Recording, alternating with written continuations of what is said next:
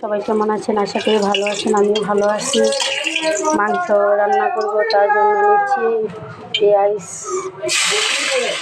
কাটা,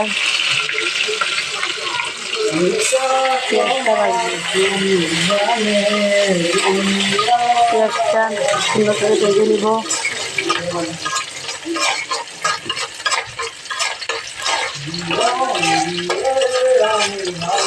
মাংসটা ভেজে নিয়েছি, আলুটা ভেজে নিয়েছি, আর এখানে মশলা বাটা আছে।